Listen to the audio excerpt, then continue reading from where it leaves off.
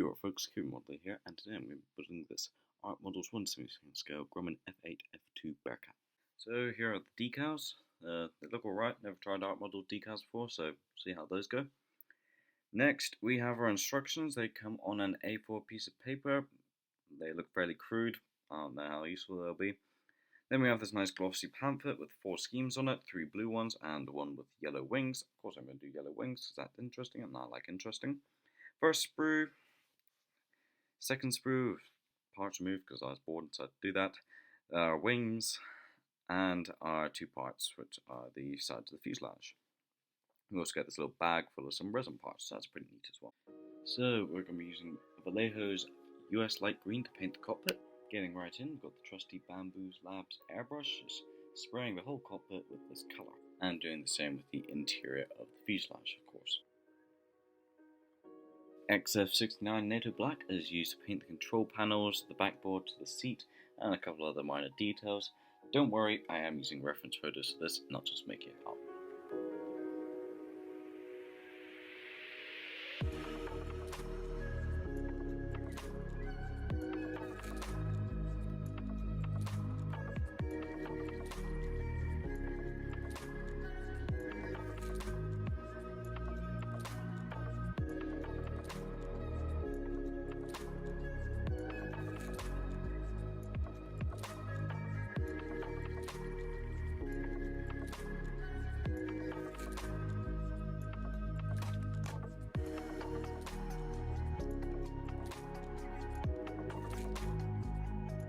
Vallejo's Grey Violet is used to paint the fabric parts of the cockpit.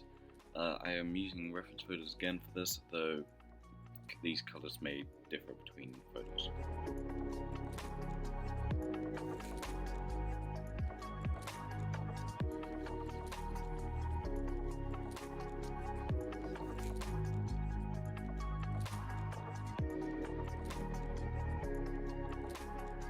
Tamiya XF7 Flat Red is used to pick out a few of the switches and stuff on the cockpit control panels, and this is quickly followed by Vallejo's White to give some highlights. This is not really going to be seen in the finished result, but at least it's there.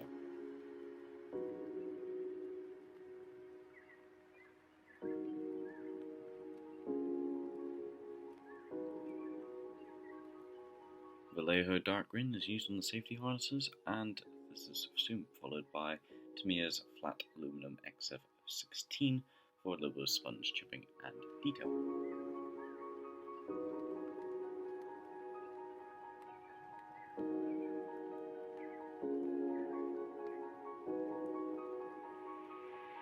For a little bit of weathering, some thin down light grey paint is used for those details. This is then removed via water. Finally, the cockpit is inserted into one half of the fuselage. There are no guiding pins or anything, so this is basically just eyeballed in.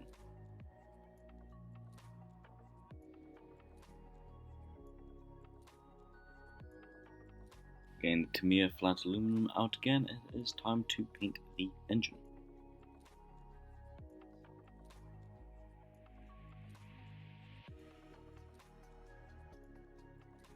Some Vallejo light gold grey is used to paint the gear casing.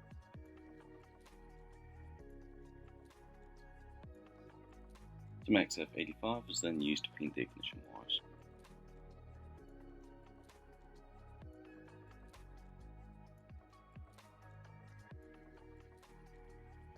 Using Ammo's Black and Night wash, I coated the entire engine to give an oily, grimy effect to it.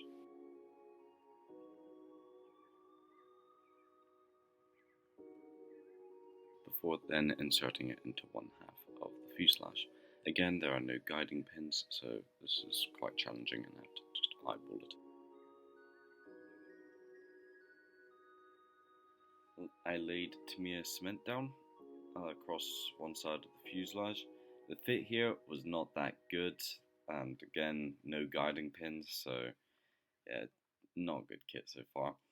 Then I glued the small panel underneath of the engine. Don't know why this was a separate piece, but there you go.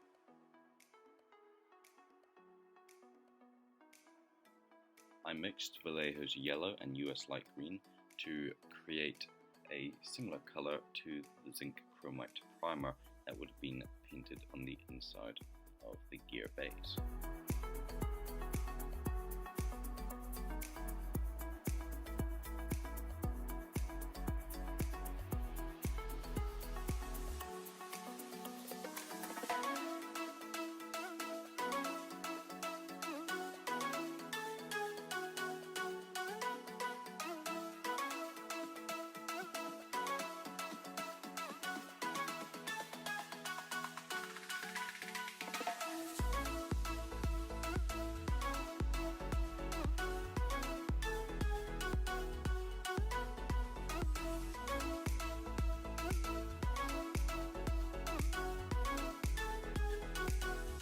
Here I'm painting some of the wires that are in the gear bays. I'm using orange for this, which I've just mixed some red and yellow as I didn't have any orange paint.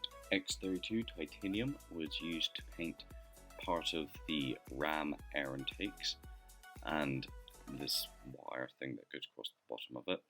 This is accurate to some reference photos. I'm trying to go for quite a colourful style of gear bay, which is accurate, though some gear bays have been painted just in blue, other ones are painted entirely green, so depends what photo you want to look at. The final paint layer to go down is Vallejo aluminum, and this is painted over this panel here.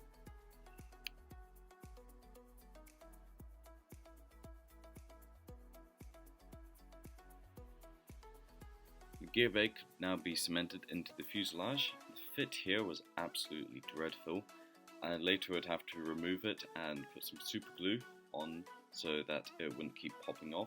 Still, that didn't work too well, so I had to get some clamps in place, and I nearly cracked the wing doing that, but it was a very bad fit, shall we say.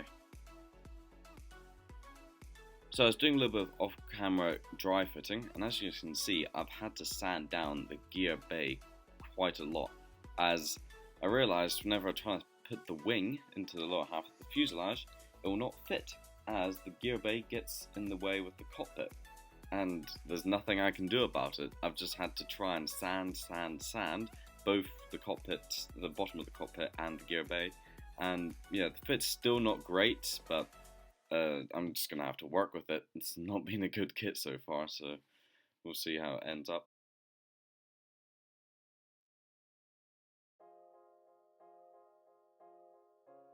Here you can see what I mean, how the lower half of the wing sticks out, so I'm going to have to try and sand that flush. Also, the upper half of the wings don't fit properly because the gear bay gets in the way again. I don't know what to do about this. I can't sand it anymore. I'm probably just going to have to stick a whole bunch of filler in there and hope nobody notices.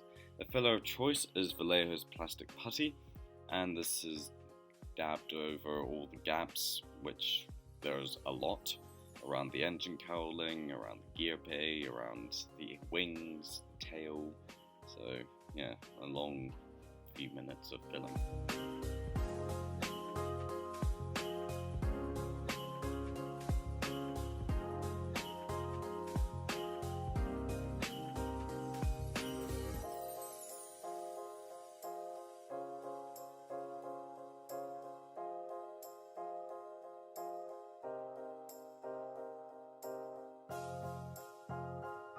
Next, the upper surfaces of the wings are glued on and filler is provided to those areas before being sanded away once dry.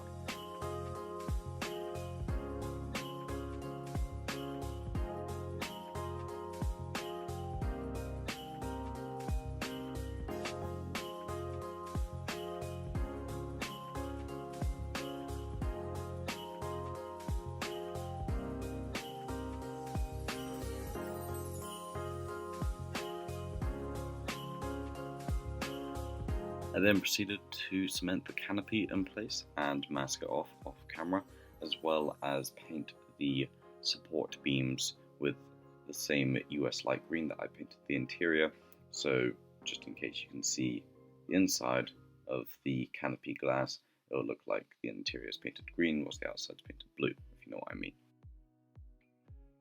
And now it's finally time to paint the model, starting off with some Vallejo flat white. This is painted over the wings, which acts as a primer layer, as well as a good layer for pre-shading and a nice base coat for the yellow to go on.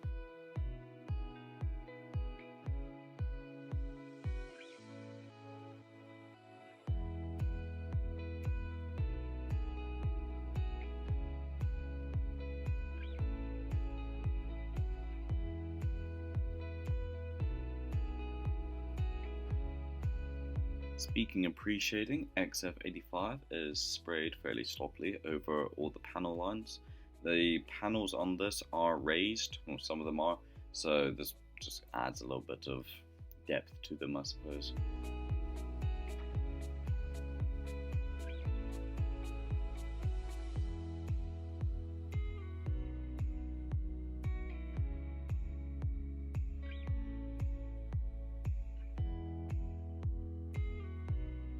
And now for those yellow wings. For those of you who have seen my last build video of the Mosquito, who know I have a little bit of experience painting yellow now. So the yellow I'm using is Vallejo's US Interior Yellow, which goes down fairly well.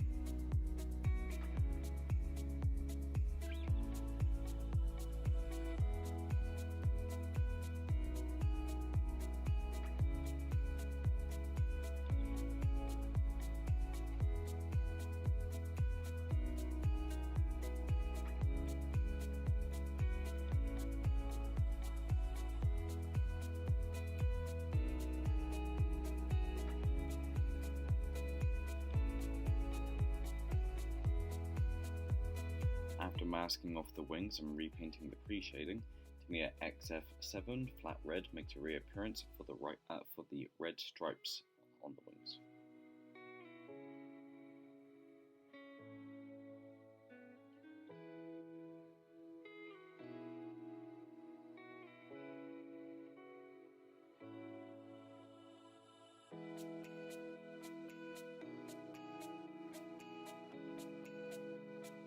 A coat of Vallejo's US Interior Yellow is then applied to dull down the pre-shading and cover up any areas where the paint has leaked under the masking. And now for the most satisfying part of the build, removing the masking for the red stripes.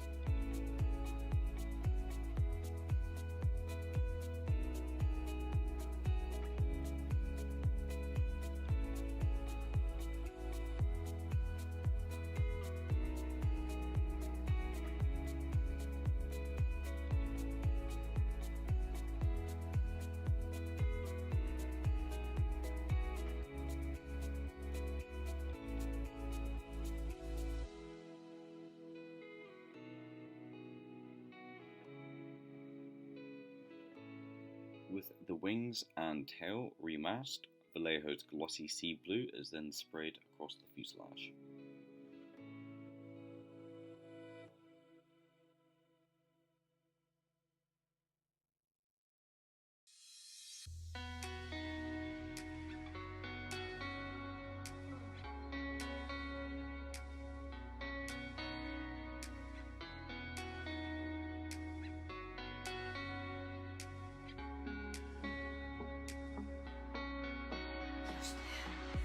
Now time to apply the decals using micro set and sol. First, decals cut out from the backing papers and put into some warm water before sliding the actual decal itself off the backing paper. Micro set was put onto the surface where the decal would be placed, and the decal was laid on top of it. Once the micro set dried, the micro sol would be put over it.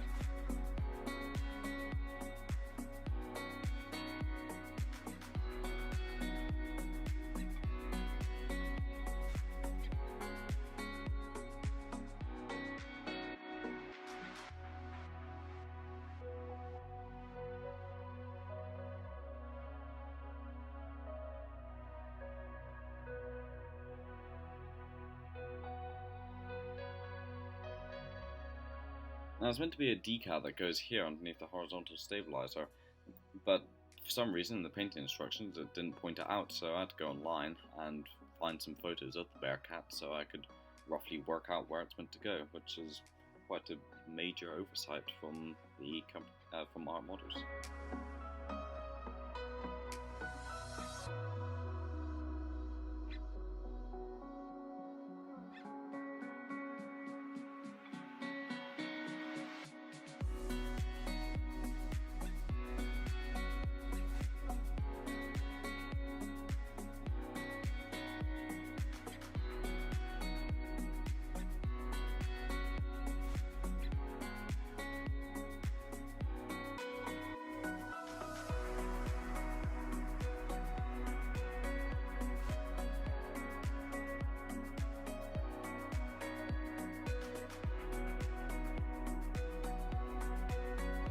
wheels that you get in the kit are made by resin.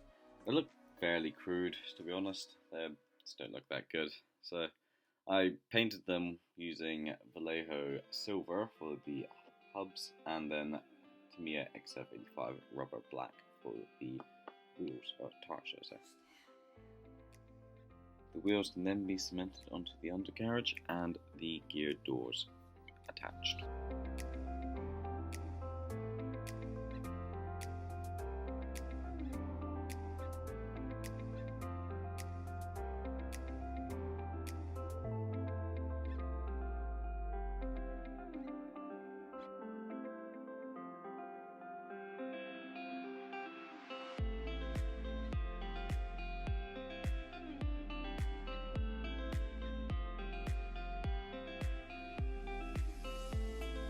Now this kit is lacking quite a lot of detail, but one very noticeable part of detail that was missing was this sort of like, I don't really know what to call it, to be honest, but this part of the undercarriage. So I went into my spares box, grabbed an old piece from I think it was an old Airfix Zero, cut it up and decided to use it as this framework, though I would have to shorten it slightly so it would fit. Another detail I added was this little wire, which was meant to represent the wire that would connect to the brakes. This was simply just super glued on and bent into position.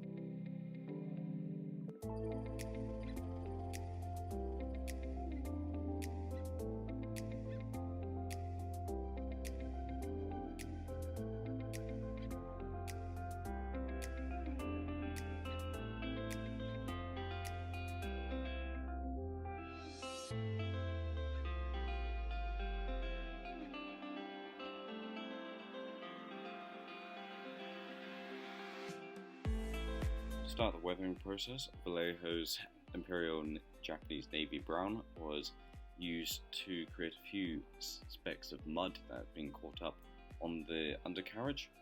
I also previously sprayed the undercarriage with some Vallejo Light Gold Grey.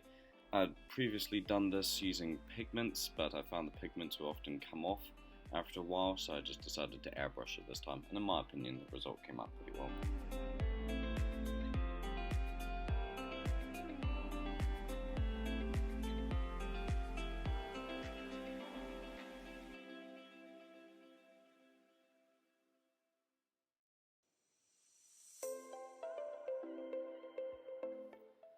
Finally, a dark wash was applied to the undercarriage just to highlight those details and make a little bit of grime.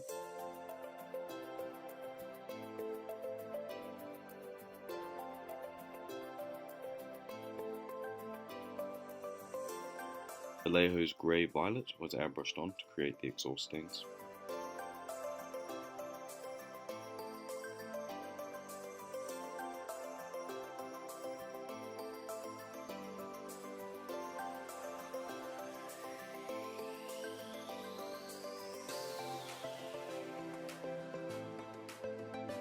After I applied Tamiya's X35 semi-gloss, the whole model was coated with a dark wash to accentuate those panel lines.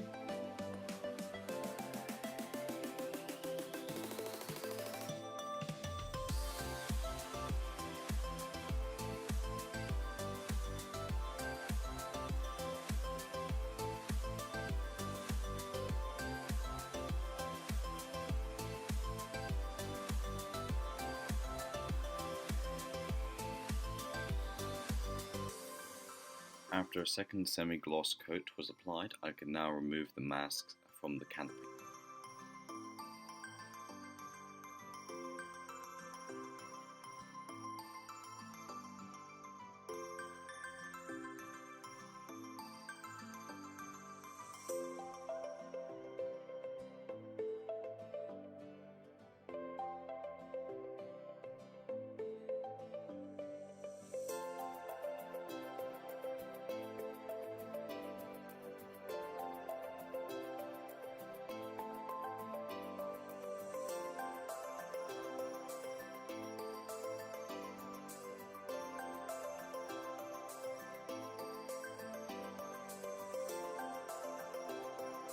Unfortunately, some of the paint had bled underneath the masking, but this was easily fixed using a toothpick to scrape it away.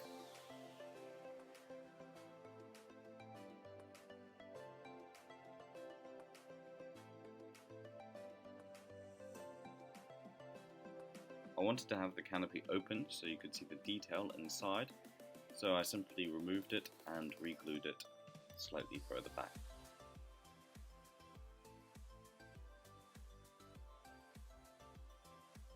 The final step was to glue the propeller on, and I can now call this build of Art Models 1/72nd scale Grumman F8F-2 Bearcat complete.